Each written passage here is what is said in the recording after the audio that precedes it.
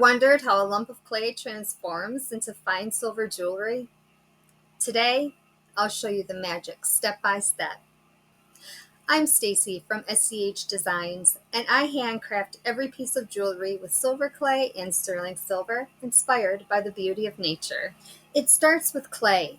Here, I press in textures that remind me of leaves and petals. Then the clay is fired, and watch as it transforms into solid silver. Finally, polishing brings out the shine and detail. If you're curious about trying metal clay yourself, I've linked my favorite beginner-friendly tools below.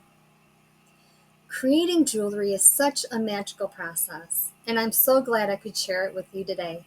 See you next week.